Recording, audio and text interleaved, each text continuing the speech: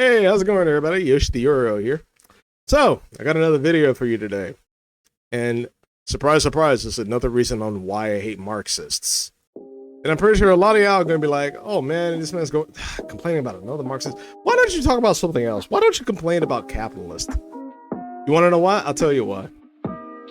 I'll complain about the capitalists when I see the capitalists doing something bad.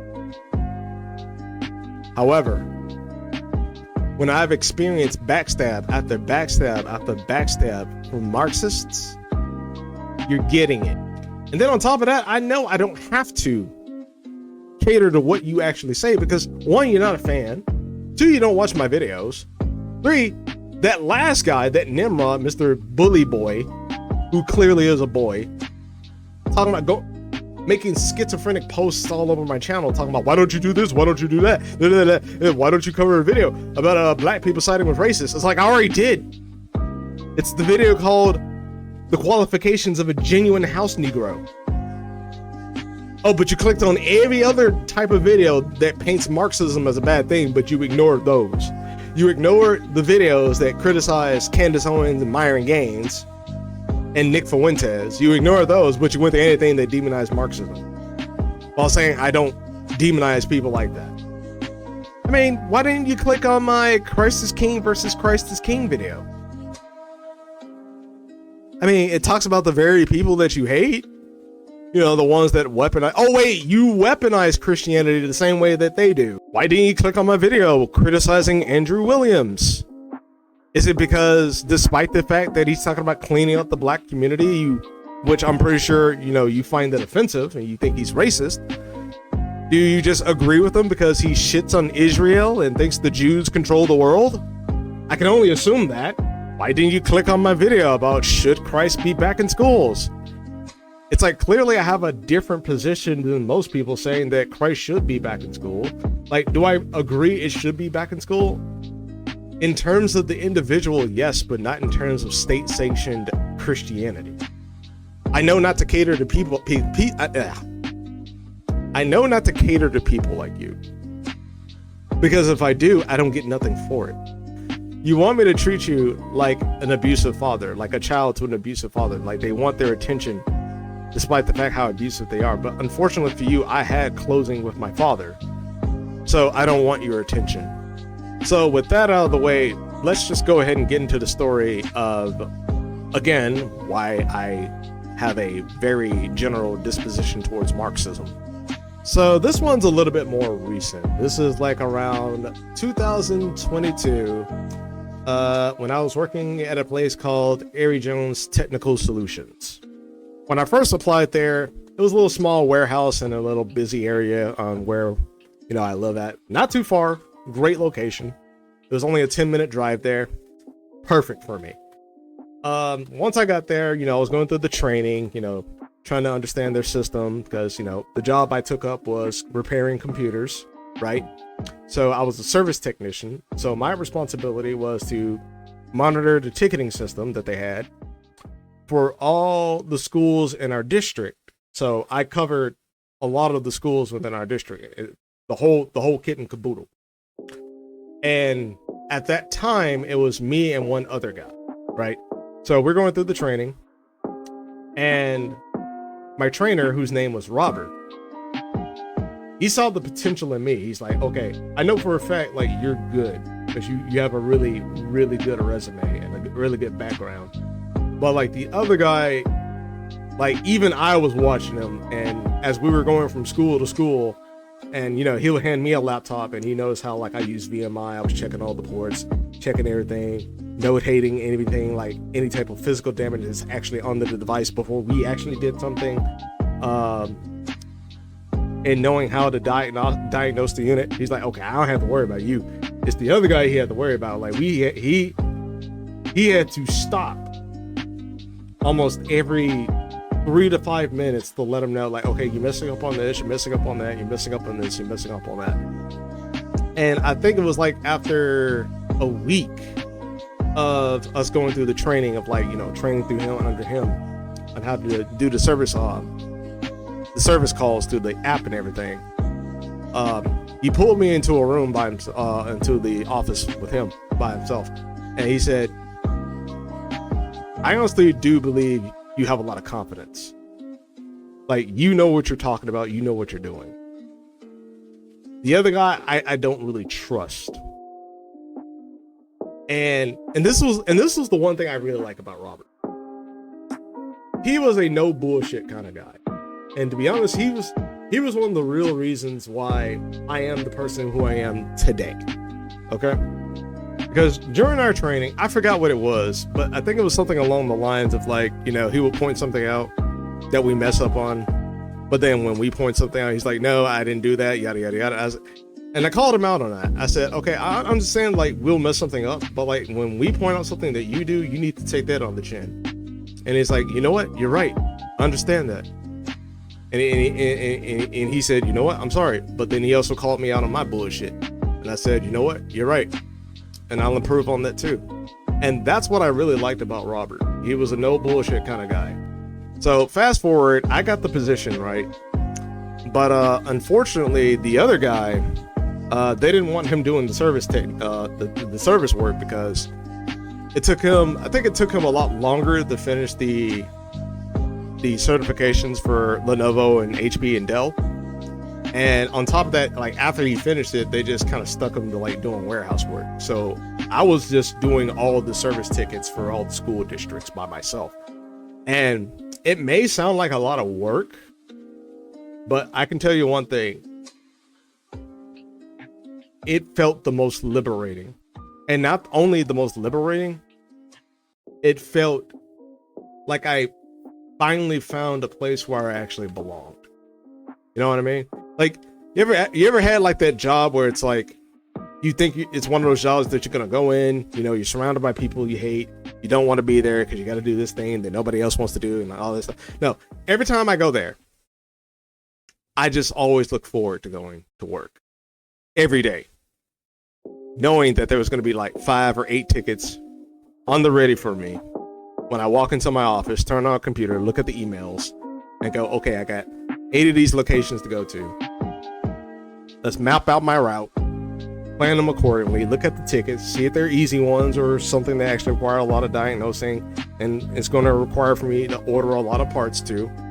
And I just plan it accordingly. That way, when I go to that location, I know exactly what to do. I just got to find the device. And then when I find it, I know exactly what to do when I get there. So like, say for instance, if I get a no power issue, right?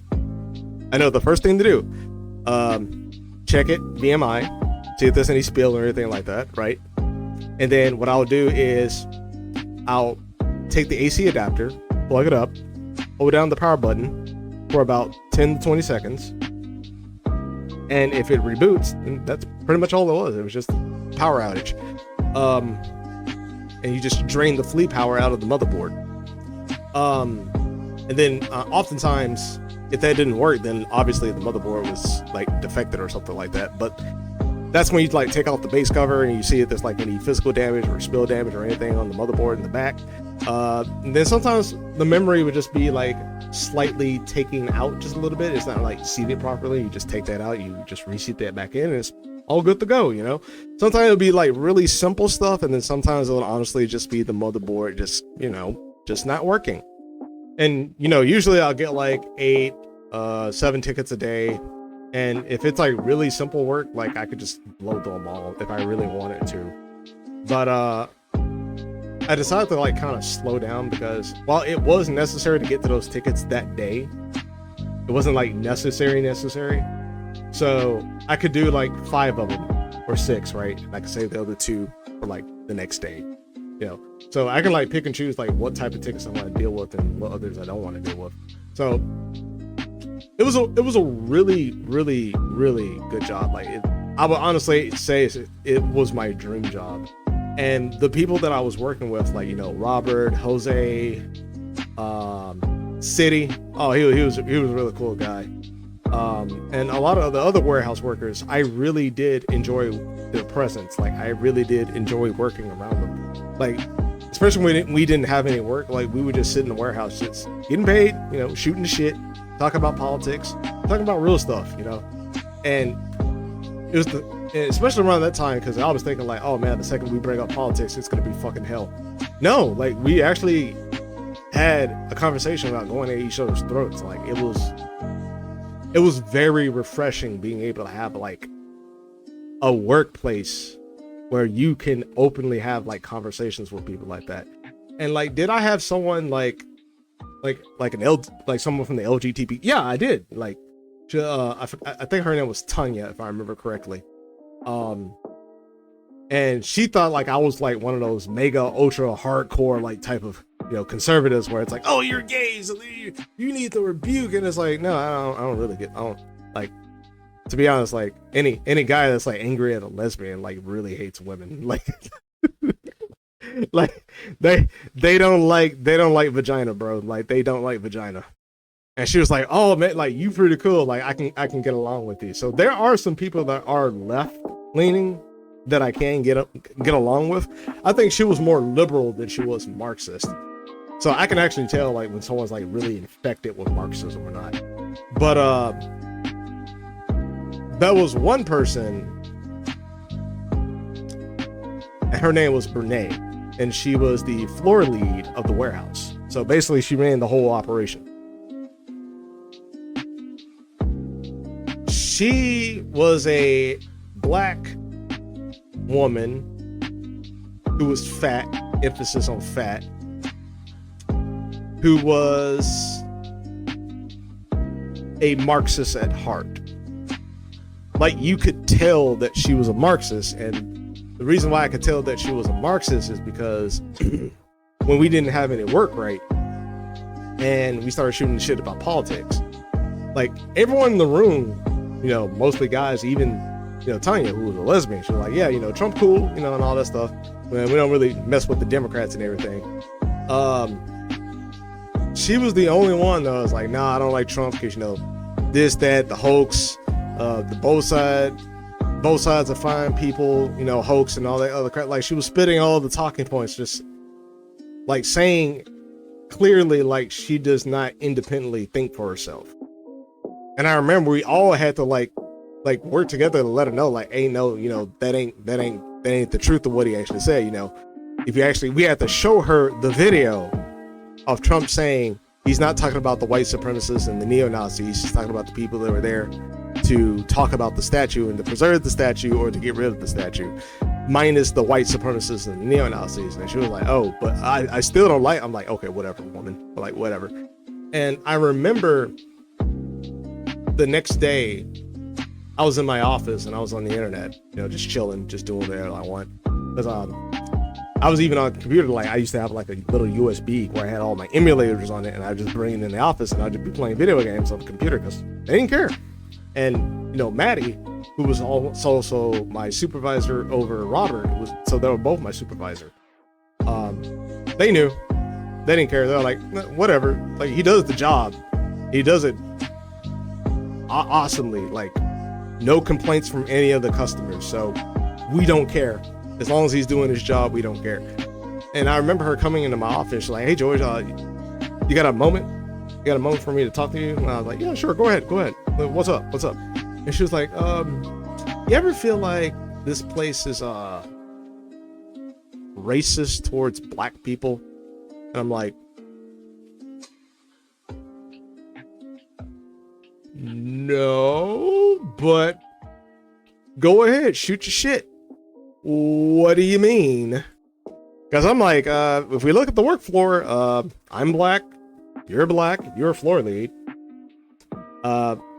Almost all the warehouse workers are black. Jose Hispanic, City's white, Robert's Hispanic.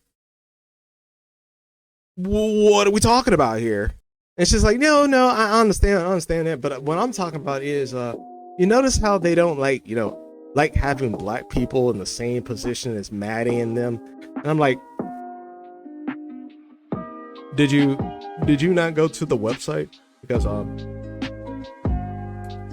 there are literal black people in higher positions. Like, what are you talking about? Like, explain yourself.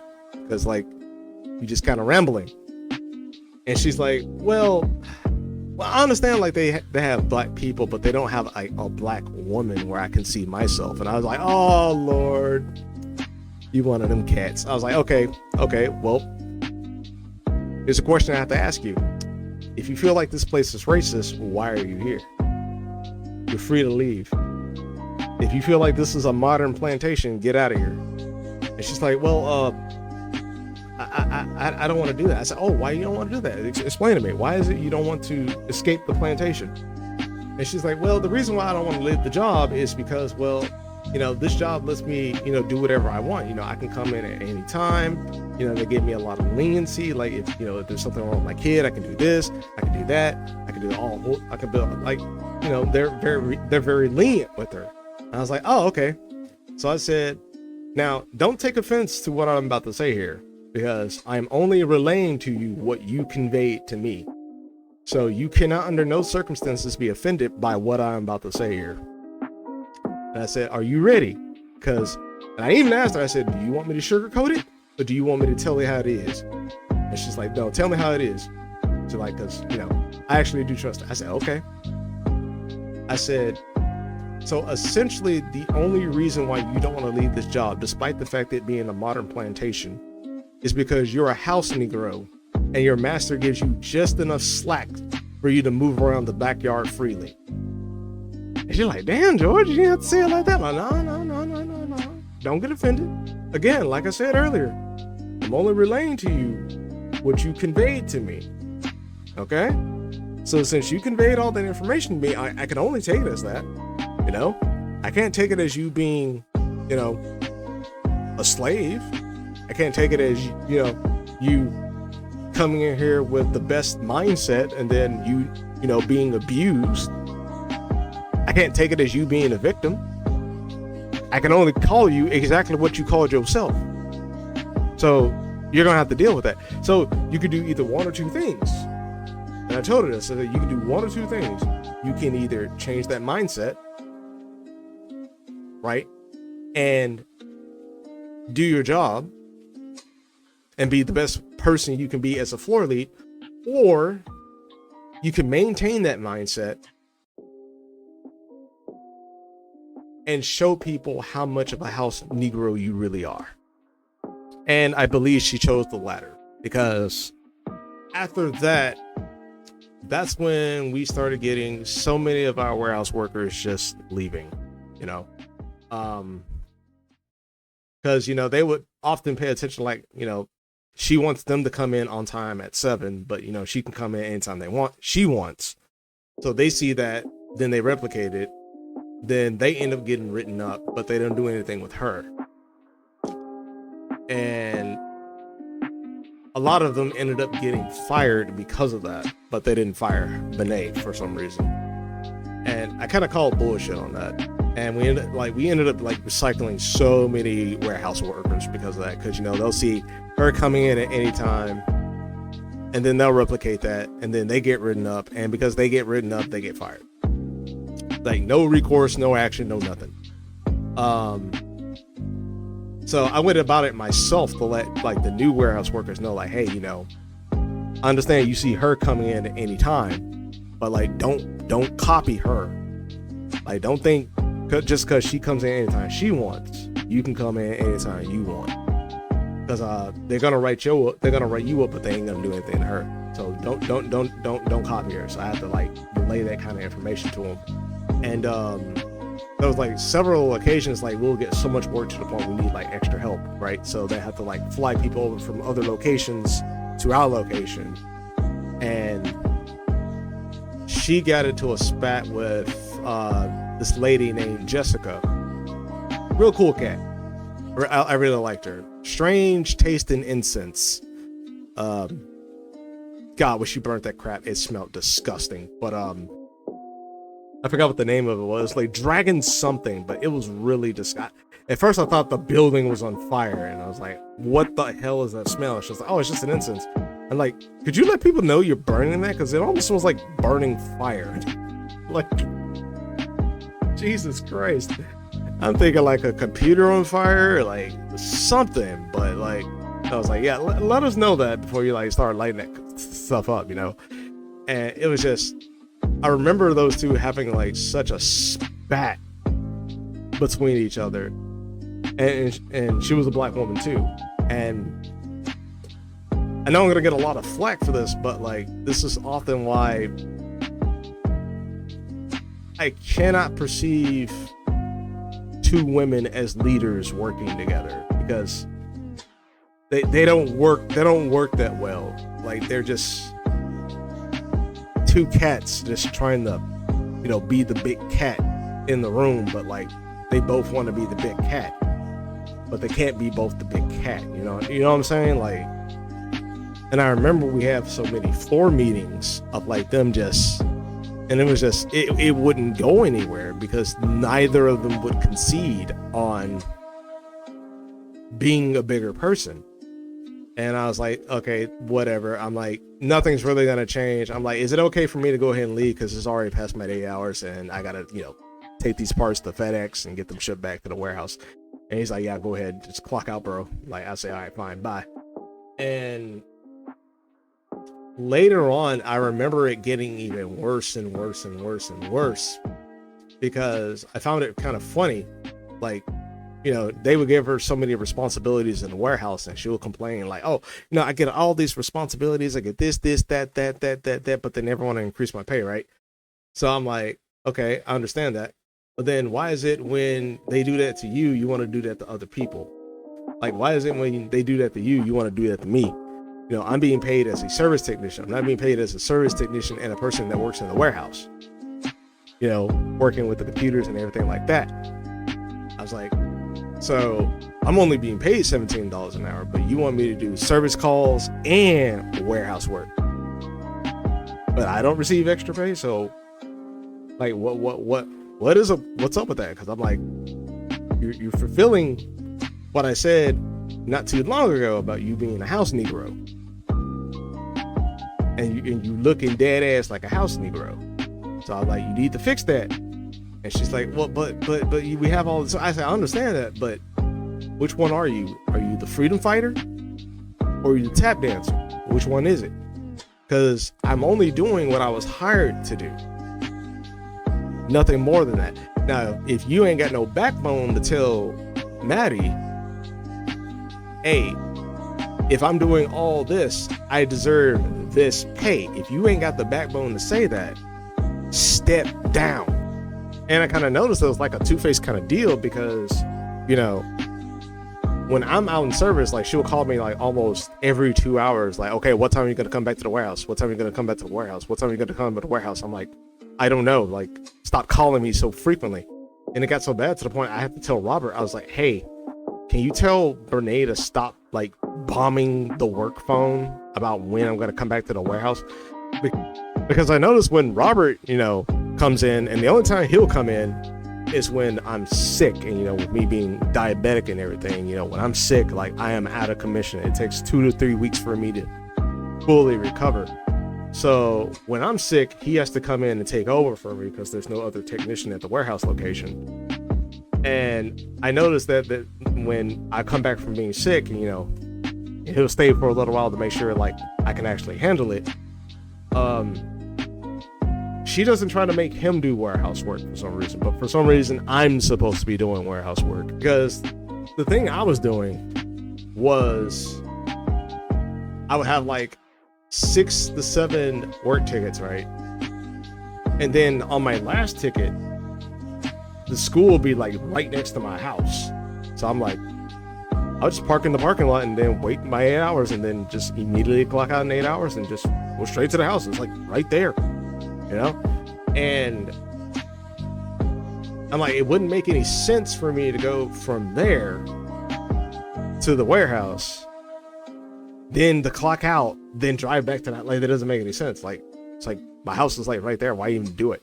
And I even let Robert know. I was like, hey, is it okay for me to just, you know, when I'm at the school and it's already getting close to my 8 hours, can I just clock out right there? He's like, yeah, that's fine. You can do that. Maddie has no problem with that. As long as you're not like overwriting the clock and like getting more than 8 hours and not doing anything that you're supposed to be doing, like that's perfectly fine. I'm like, shoot, say less. But she didn't like that. She didn't like how my position had a lot more freedom than her position. consider I was a service technician and she was a floor lead. So she had more responsibilities at the warehouse than I do. I had no responsibilities at the warehouse. So it's like, of course you had to be there. I don't have to be there, but she didn't like that. So she tried to hold that against me. And then that's when, my diabetes, and then, I actually started going back to the doctor. Me neglecting my diabetes finally caught up on me. That's when I discovered like I had 5th stage renal disease, and my kidneys were dying. And I really started, like, I was feeling the effects of that, because when you have like a lot, like when it comes to renal disease, like keep in mind, like I used to drink like a lot of water. Like, hold on, I think I have the jug right here. Yeah. Like I would carry 2 of these things with me in my car, because around summertime it gets really hot. You gotta keep you gotta keep your moisture up. Drink water. And I used to love drinking water, and that fluid like has nowhere to go except for to your lower extremities, such as your ankles, your feet, your legs, your calves. It even got so bad to the point to where even my special little part, my twig and my berries were swollen. And I said, okay, something's really going on here. I need to stop putting this off, because I was a workaholic. I did not want to like take the time to actually go to the doctor and get that looked at. But after like it happening so many times, I was like, okay, maybe I do need to get this looked at. And they're like, okay, yeah, 5th stage renal disease. You need to get a surgery. That's why I have the fistula right here, so you can actually do dialysis, because my veins are too small for the needles for them to use, for me to be on dialysis, for them to pull the fluid off my body. My doctor said I was dying. I was dying, and I probably didn't have too long, and I was probably like right around the corner to like dying to a stroke. And I was like, wow, that was life changing. And after I got the surgery, can't really squeeze my hand that much. Like I can't. This is the hand that I had surgery on, the arm that I had surgery on, and this is how much I can squeeze my hand. I can't do that with this hand. This is how much I can do with this hand, and it's that much of a gap. And I can't lift anything more than 10 pounds. So to work around that, I will put most of the weight on my right and do very little with my left. It was working for a time, but like when you're on that machine and your blood is pumping through a machine and pumping back through your heart and vice versa, cleaning the fluid, cleaning your blood, it was taking a toll on my heart. And I do dialysis on Monday, Wednesday, and Friday. And I would say after 6 months of treatment, I was doing good. But no, not 6. I think it wasn't 6 months. I think it was like 4 months after treatment. I was doing good, but my heart wasn't. And that's when I think it was like one day when I was at the house, I was having an episode of AFib, and it's kind of like a heart condition, to the point to where your heart's like constantly skipping beats. And it felt really horrible, bro. It almost felt like I was about to have a stroke. And at that point, I was like by myself. My grandma was at the church, and I'm like, holy crap, I feel like I'm about to have a heart attack. Thankfully, I had like the blood pressure machine next to me. I was like, let me check my blood pressure. I'm like, it is skyrocketing. I'm like, I don't know what to do. I don't know what to do. I don't know what to do. I don't know what to do. I'm like, screw it, call 911. And I'm like, I'm constantly telling myself that, like, don't panic, don't panic. Maybe it's nothing that bad. And I'm like, lay down, take deep, calm breaths, And I'm like, I feel like it's getting worse. It's getting worse. It's getting worse. It's getting even worse. And I'm like, oh my God. Okay. I said, screw it. Call 911. I'm very stupid.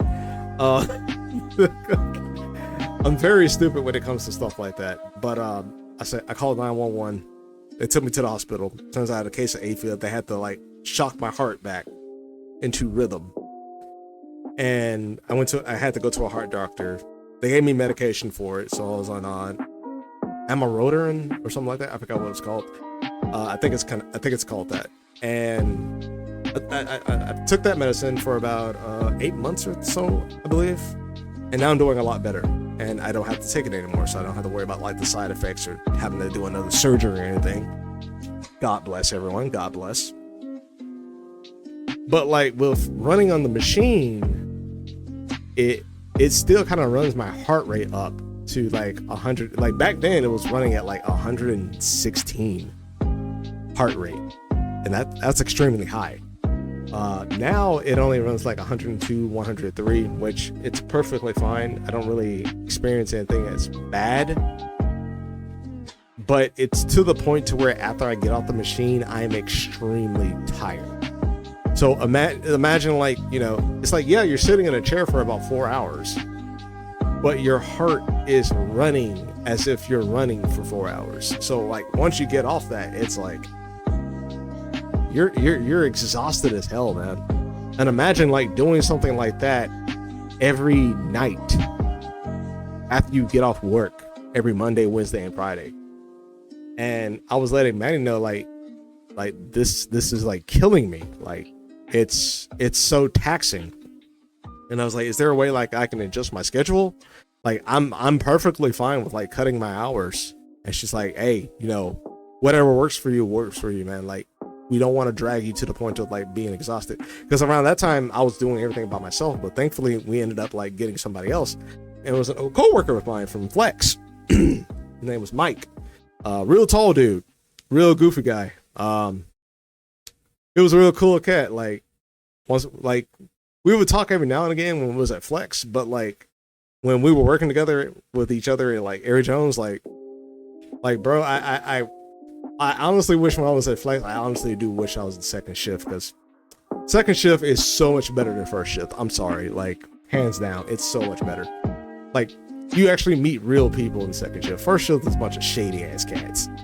So we ended up adjusting my work schedule for like Monday, Wednesday, and Fridays. Like I would come in at like 7 and leave at 12. Cause I was like, cool, because you know now I can adjust my dialysis schedule.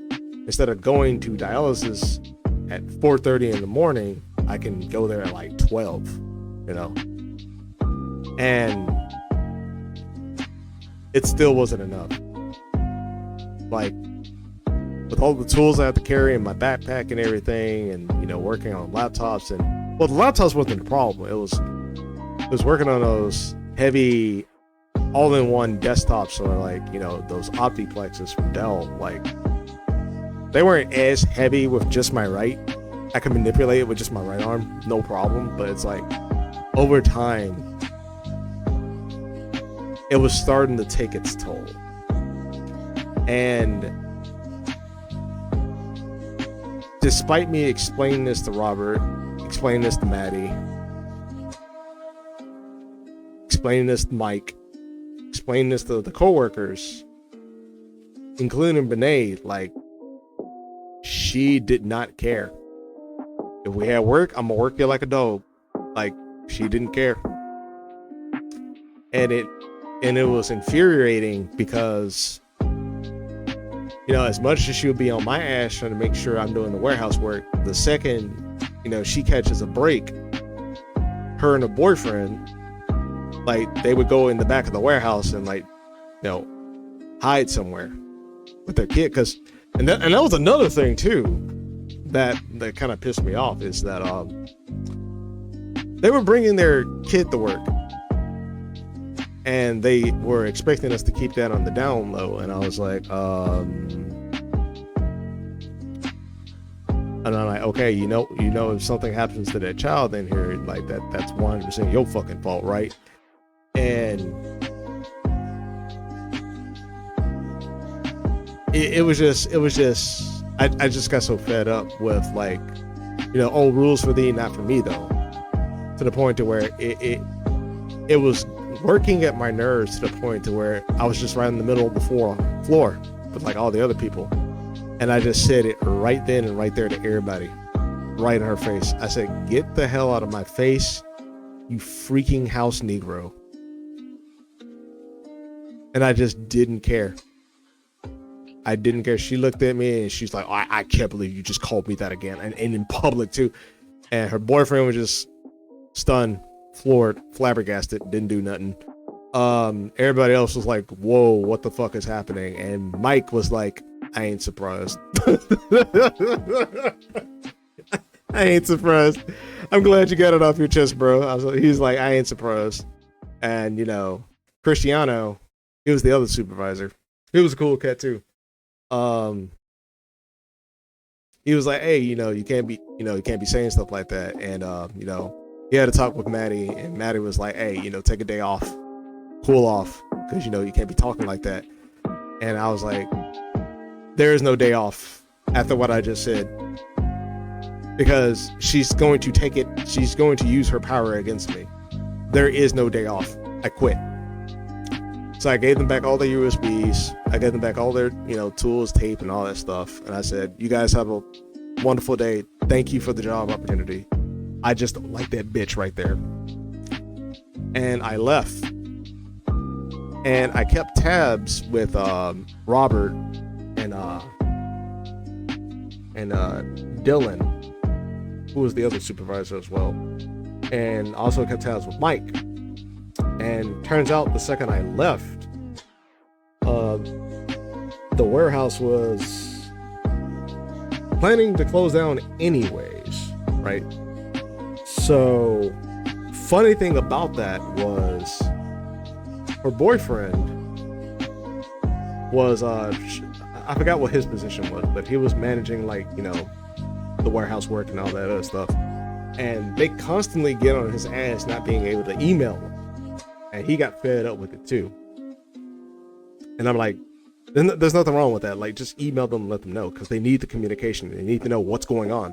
But he wouldn't do it for some reason. I'm like, just email them. Like he always used to complain to me like, oh, why I gotta always email and tell them this and tell them that, tell them this, tell them that, because they don't have no eyes here, bro.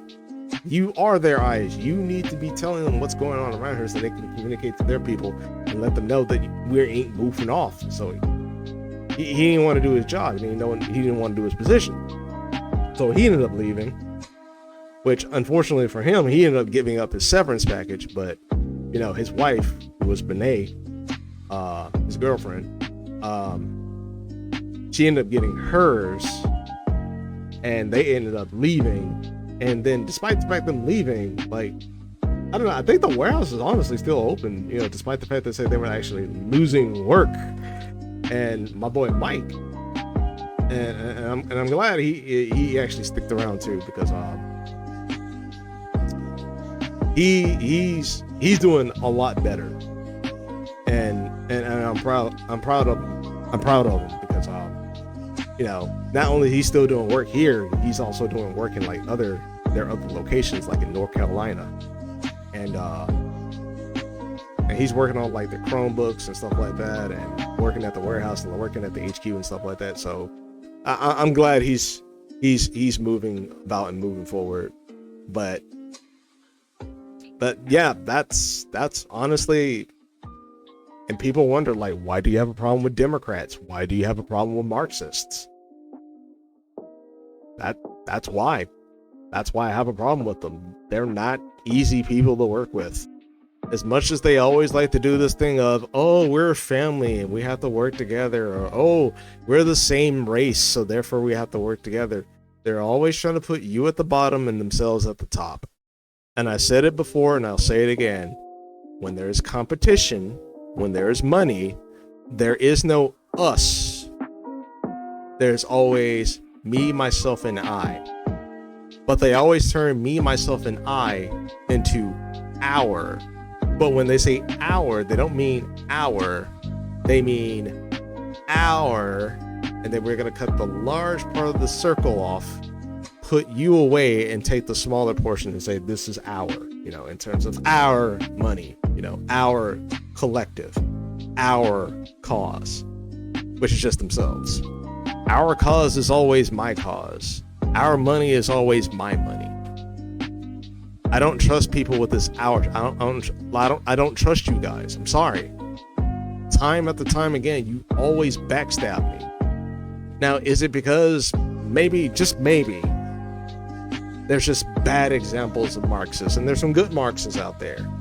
I would like to think so, but like after reviewing the philosophy, reviewing Karl Marx, no, there's nothing good in it.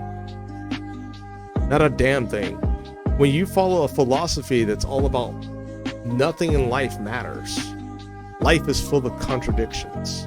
And because it's full of contradictions, there's no sense of consistency. And there's no need for consistency. And if there's no need for consistency, the only thing that matters in life is power.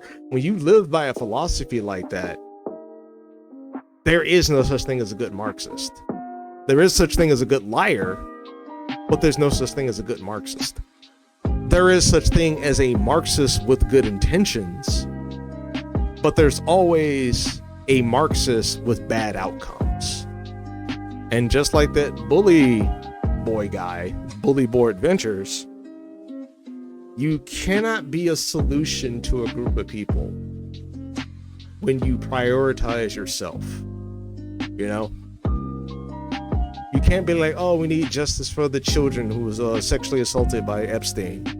We need justice for the black people because of Trump's racist post. But then the second you feel threatened, none of that matters, and we all need to focus our attention on protecting you. Q cannot be a solution to black people because Q literally believes all black people are the same. Black people from Nigeria are the same from the black people in Kenya. The black people in Kenya are the same as the people in Jamaica, and the people in Jamaica are the same black people in America. That's literally how he thinks.